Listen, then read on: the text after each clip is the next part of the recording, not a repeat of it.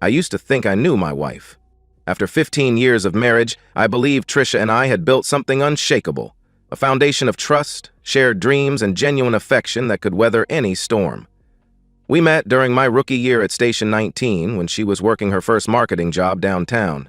She'd drive by the firehouse sometimes just to wave at me through the bay doors, and I'd feel like the luckiest guy in Phoenix. Those early years were golden. Trisha would wait up for me after my 24-hour shifts, no matter how exhausted she was from her own workday. We'd sit on our back patio with coffee and watch the sunrise, talking about everything and nothing. Weekend getaways to Sedona were our tradition. Hiking the Red Rocks, staying in bed and breakfasts, making love like we were still newlyweds. Intimacy was never forced between us, never scheduled or obligatory. It was natural, spontaneous, real. But somewhere in the last few months, something shifted. At first, I told myself it was normal. Marriages have seasons, right? People change, grow, need space. I'm not some clingy husband who can't handle his wife having her own interests. The changes started small. Trisha began buying expensive workout clothes from brands I'd never heard of. Lululemon, Alo Yoga, pieces that cost more than my monthly uniform allowance. She'd spend an hour getting ready for what she called her new gym routine, perfecting her hair and makeup in ways that seemed excessive for a workout. When I joked about it, asking if she was trying to impress someone at the gym, her laugh sounded forced. "I've taken better care of myself, babe. You should try it sometime," she replied curtly. The comment stung more than it should have. I'm in good shape, have to be in my line of work. But I let it slide. Then came the sleeping arrangements. Suddenly, she couldn't stand sleeping close to me, claiming the smell of smoke and gear clung to my skin no matter how thoroughly I showered. She started sleeping on the far edge of our king-sized bed, and when I'd reach for her in the morning, she'd already be up, getting ready for another day at her gym. Our physical connection evaporated like morning mist. No more lazy Sunday mornings in bed. No more casual touches while passing in the kitchen. No more shared showers after my long shifts.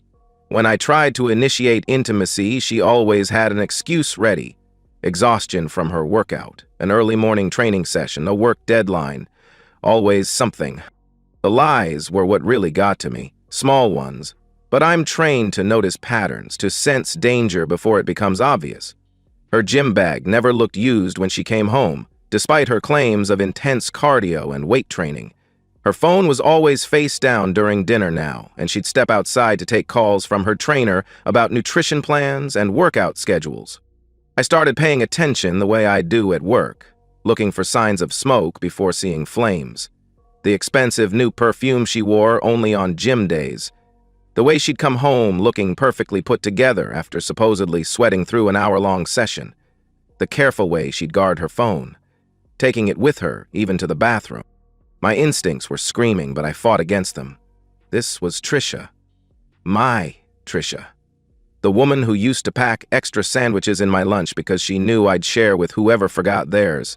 The woman who'd show up at the station with homemade cookies for the whole crew. We'd built a life together.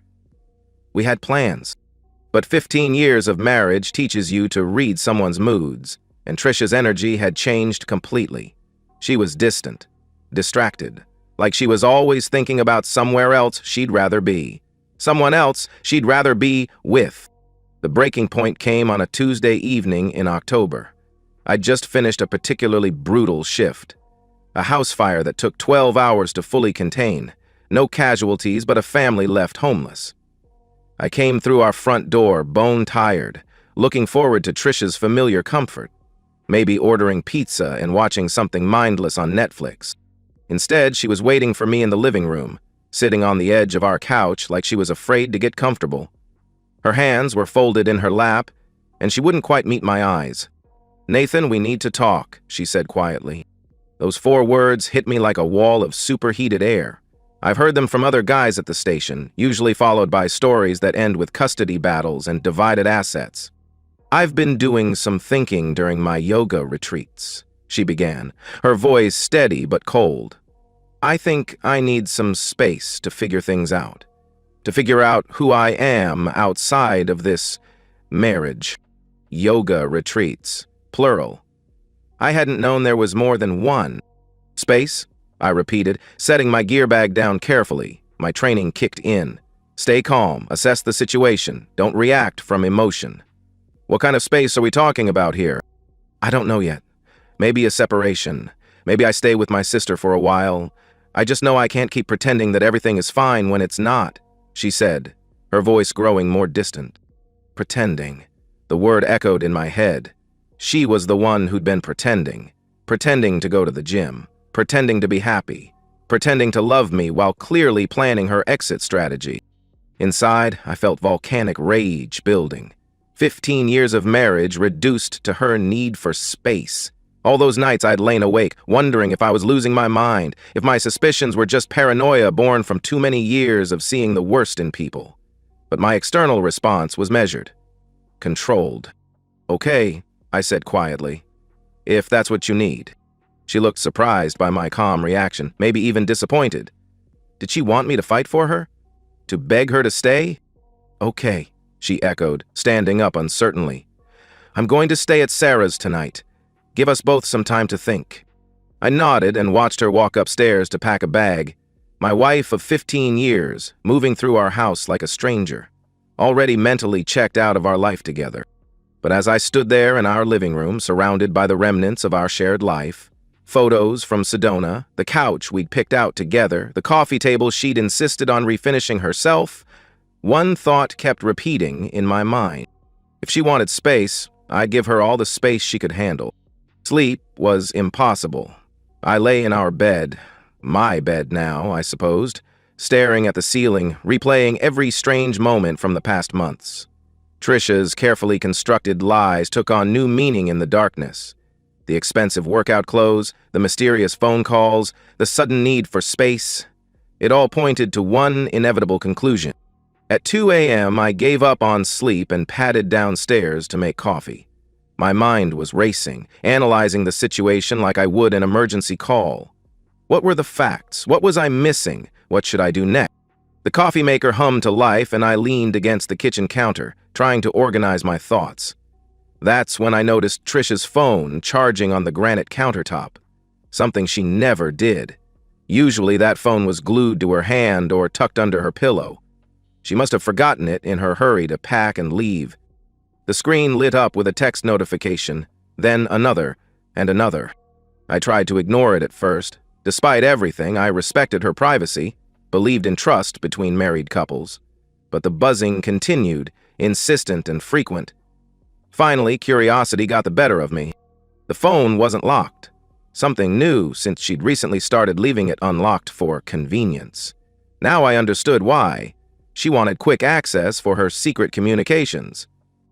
Multiple messages from Ethan Jim were lighting up the screen. Even from the preview notifications, I could see enough to make my blood run cold. Can't wait to feel you again tomorrow. Your husband still doesn't know, right? We're still safe. Last night was incredible. You taste like... My hands shook as I opened a message thread. What I found was months of explicit exchanges. Detailed descriptions of their physical encounters, plans for their next meeting, photos that made me physically ill to look at, and casual discussions about deceiving me. The timestamps told the real story. Messages sent while I was at work fighting fires, while I was sleeping beside her, even during our anniversary dinner last month when she'd excused herself to the bathroom. She'd been texting him while I was giving a toast to our marriage. I forced myself to keep reading, my firefighter training overriding my emotional response. Document everything, understand the full scope, plan your response. The affair had been going on for 4 months. 4 months of calculated deception. This Ethan wasn't just some random gym trainer. He was a new employee at her marketing firm, someone she saw every single day. The messages revealed a level of intimacy and planning that went far beyond a simple affair. They had inside jokes, shared fantasies, detailed discussions about their future together. My favorite was a message from 3 weeks ago. Nathan's working a double shift tonight. Come over around 8. Park on the next street over like usual. He'd been in my house, in my bed. While I was risking my life for strangers, another man was making himself comfortable with my wife, in the home I'd worked 15 years to build. The physical sensation of betrayal was unlike anything I'd experienced. burning in my chest, hands shaking, bile rising in my throat. But beneath the rage, something colder was taking shape. Strategic thinking, professional assessment. This wasn't a mistake or a moment of weakness. This was a campaign of deception, carefully planned and executed by someone who'd looked me in the eye every day for months while lying with practiced ease. I scrolled through weeks of messages, memorizing key details and dates, hotel receipts forwarded via text, photos taken in our bedroom while I was at work, plans for weekend getaways disguised as yoga retreats and girls' trips. The most damaging evidence was a voice message from 2 weeks ago. Trisha's voice, breathless and satisfied. God, Ethan, I never felt this way with Nathan. Never. You make me feel alive again. I can't wait to be free of him so we can really be together. I played it 3 times, each repetition driving the knife deeper. 15 years of marriage dismissed as something she needed to be free of. My first instinct was to storm upstairs to Sarah's house and confront them both. Demand answers, make a scene.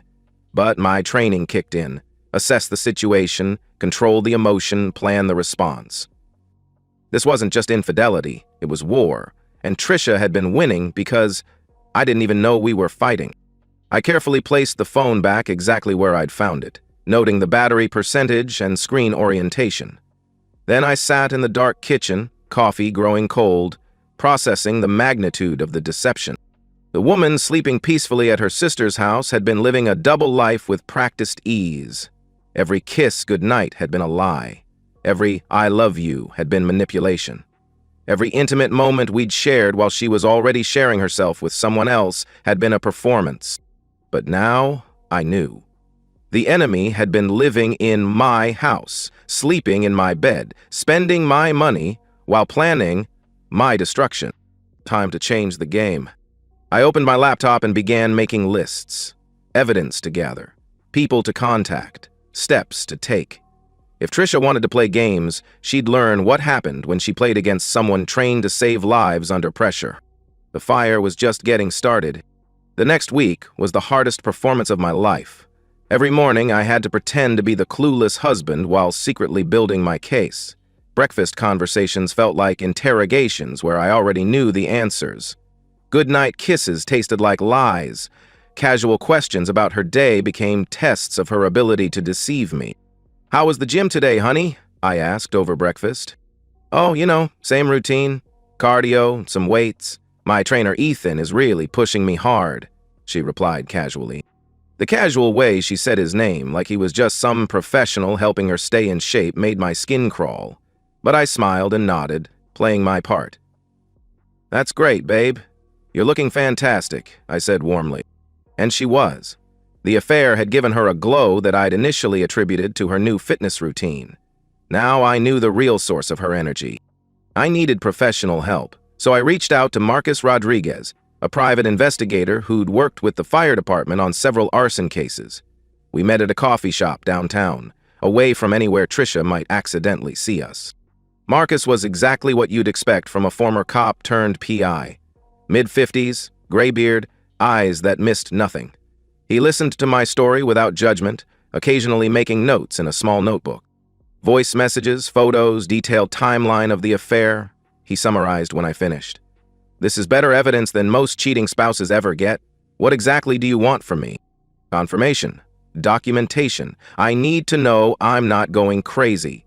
And I need evidence that will hold up in court," I explained. "Court?" he asked, raising an eyebrow. "Divorce court. I want this to be clean and brutal. No negotiation, no compromise. She gets nothing."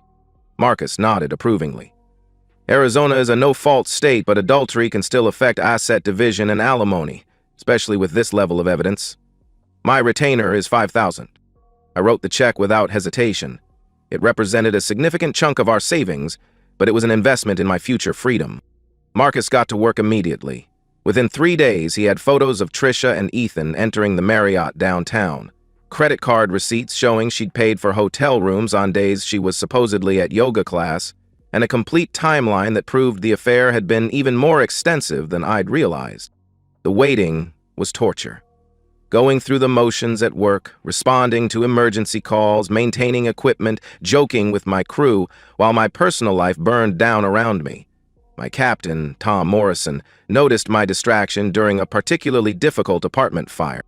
"You okay, Nathan? You seem off today," Tom asked with concern. "Just tired, Cap. Trisha and I are going through some stuff," I replied evasively. Tom nodded knowingly. He'd been through his own divorce 5 years earlier. "If you need to talk, you know where to find me. And if you need time off," he offered. "I'm good. Work's actually the only place that makes sense right now," I admitted. It was true. At the station, I knew my role, understood the rules, could trust my brothers to have my back. At home, I was living with a stranger who'd been expertly manipulating me for months. When Marcus called with his final report, the confirmation hit harder than I'd expected. It wasn't just an affair. It was a relationship.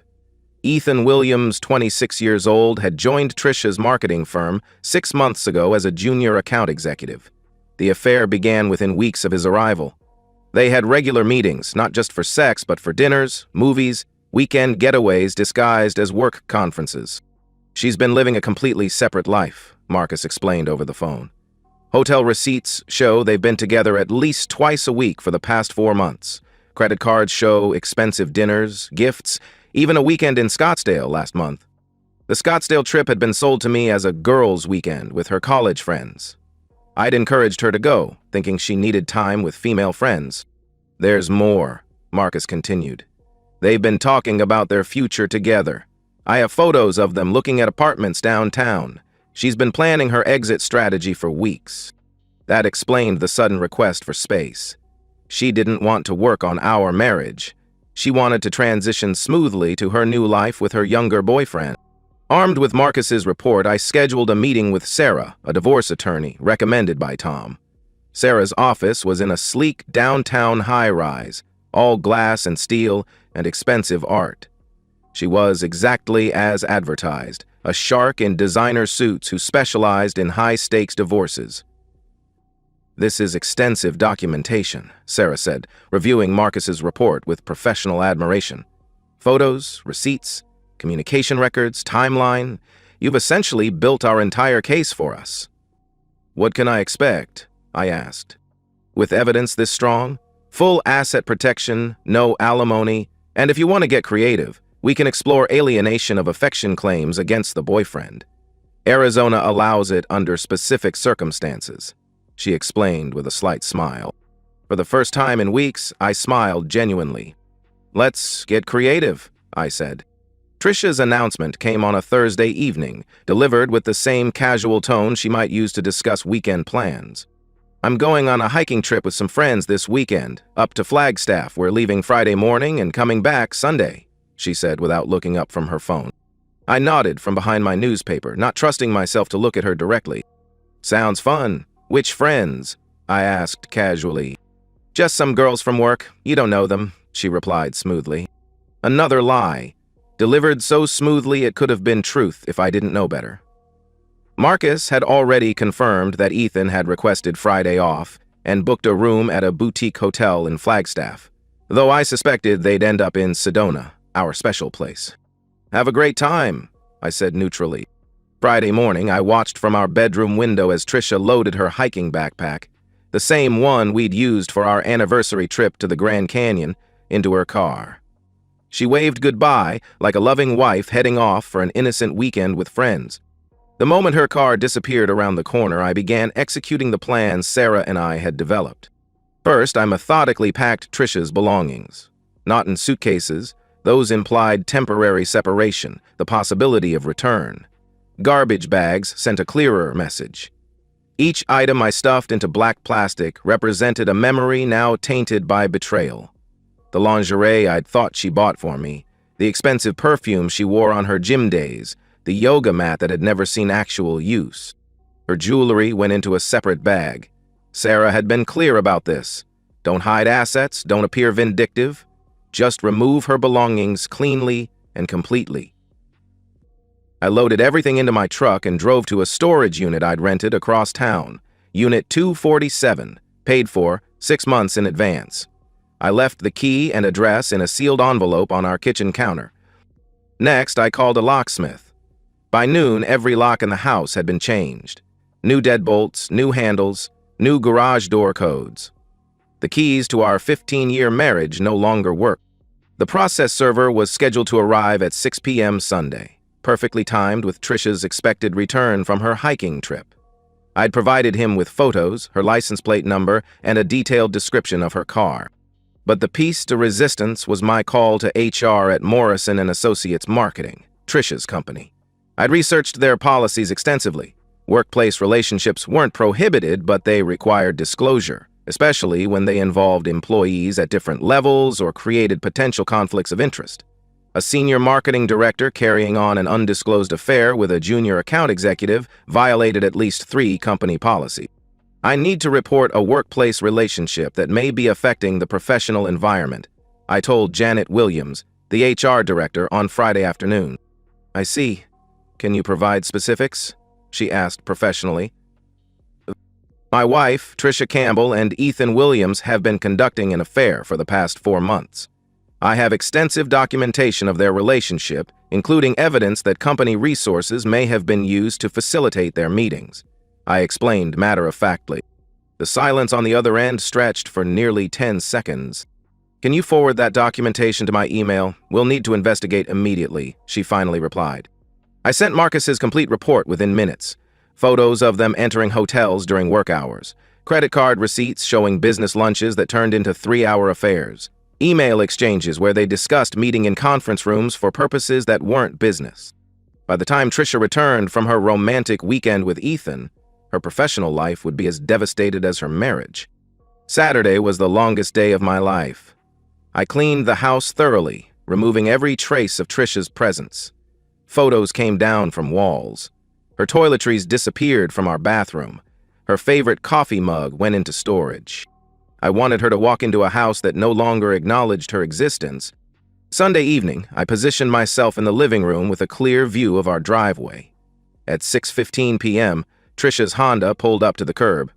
I watched her sit in the car for a moment, probably texting Ethan about their wonderful weekend, making plans for their next meeting. She walked to the front door with the confident stride of someone who believed she'd successfully deceived her husband. Her key didn't work. I watched her confusion turn to frustration as she tried again. Then came the knocking, soft at first, then insistent. She tried calling my phone, but I'd turned it off. At exactly 6:30 p.m., the process server emerged from behind the neighbor's hedge. Perfect timing, exactly as we'd planned. Trisha Campbell? He asked formally.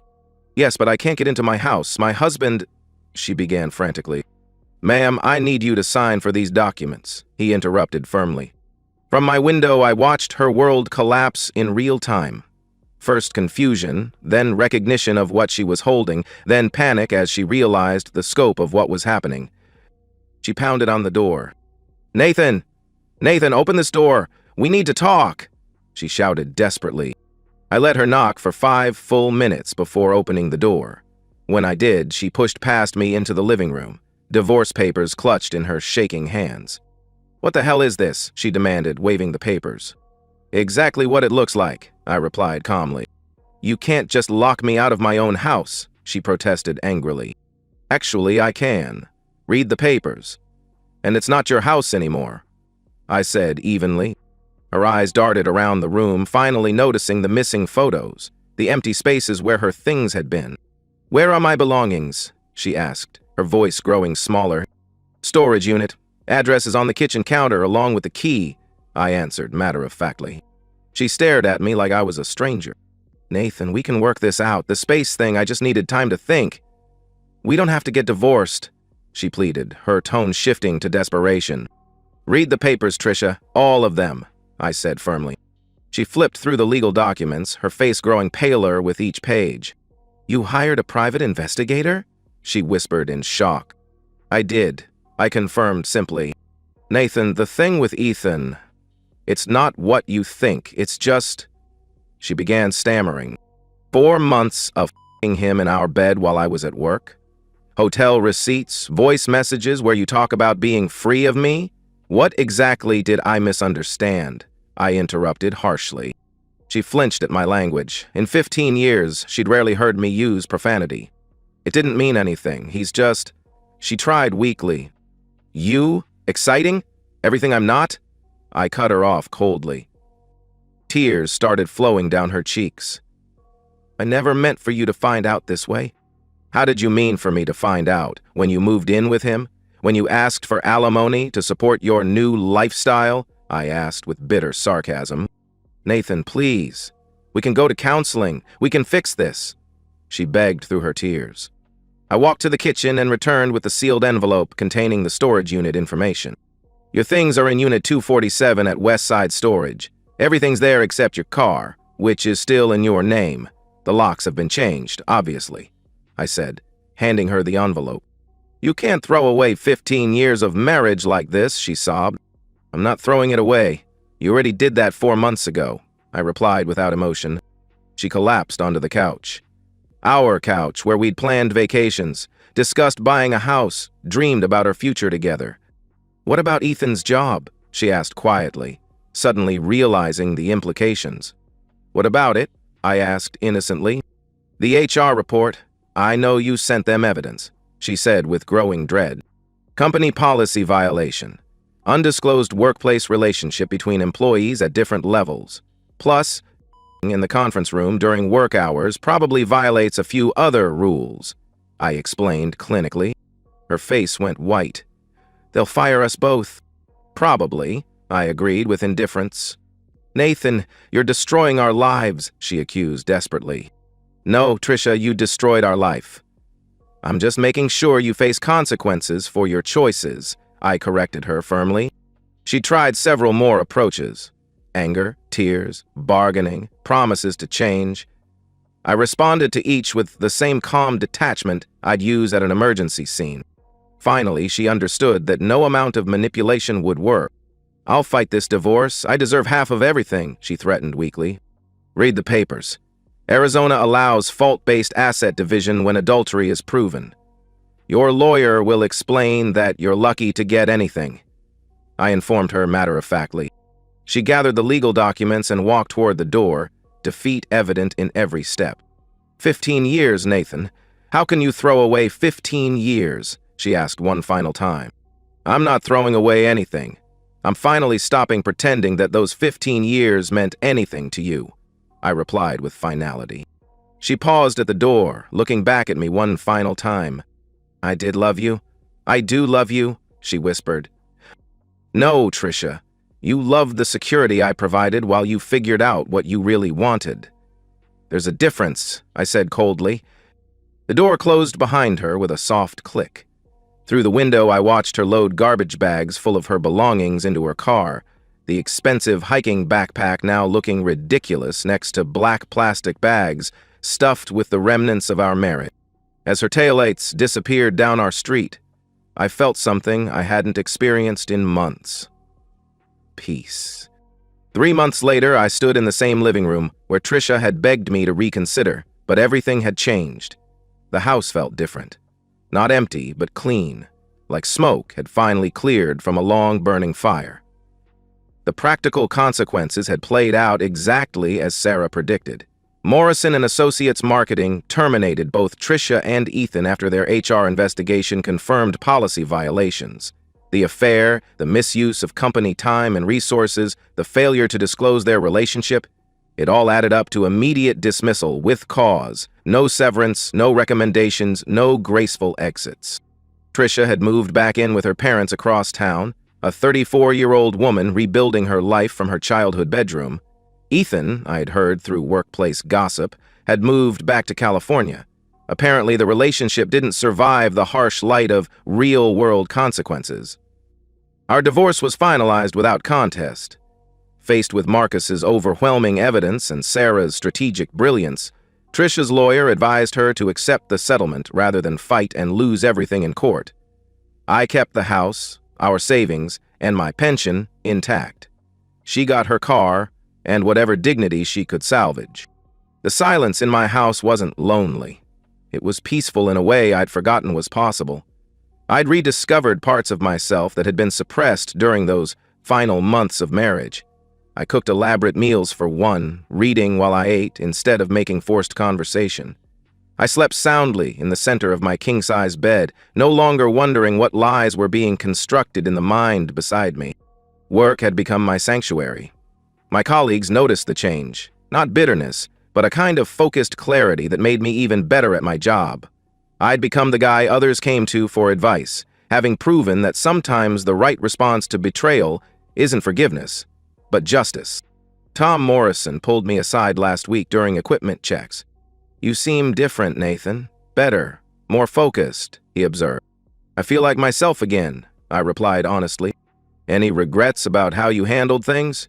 he asked thoughtfully. I considered the question seriously. Had I been too harsh, too calculating, too final? "No," I said finally. "Fire teaches you a lot about destruction and renewal.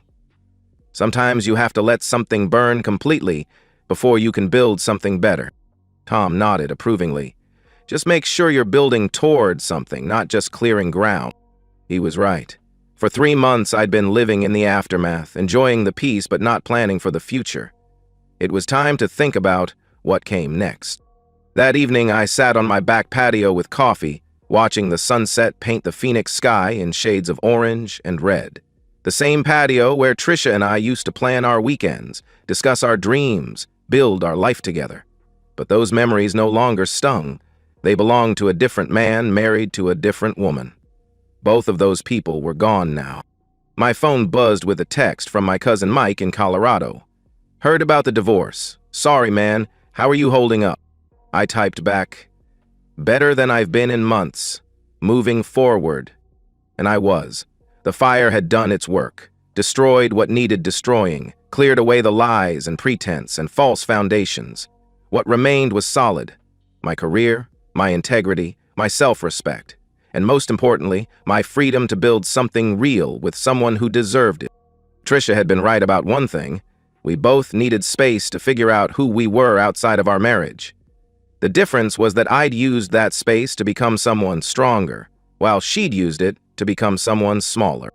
I thought about the voice message that had started it all. I never felt this way with Nathan. Never. "You make me feel alive again." She was probably right. What she felt with Ethan was different. The excitement of deception, the thrill of risk, the intoxication of betrayal. But what we'd had was better than that cheap high. We'd had trust, partnership, a love built to last. She'd traded something real for something temporary and paid the price when reality came calling. As for me, I was finally free to find someone who understood the value of what we'd thrown away. Someone who wouldn't need to feel alive at the expense of someone else's trust. The fire had burned hot and fast, consuming 15 years of marriage in a matter of weeks. But like the controlled burns we sometimes set to prevent larger disasters, this destruction had been necessary. Now it was time to see what could grow in the cleared ground. I finished my coffee and went inside, already planning tomorrow. There was a new recruit starting at the station next week, and Captain Morrison had asked me to show her the ropes. A fresh start for both of us. The Phoenix rises from its own ashes, stronger and more beautiful than before. It was time to spread my wings. And that's the end of today's story. If you enjoyed it, please give this video a thumbs up and drop a comment below. Your support helps the algorithm push my content further. If you're new to the channel, don't forget to hit that subscribe button. It really helps me keep creating more stories for you. Thanks for watching, and I'll see you in the next one.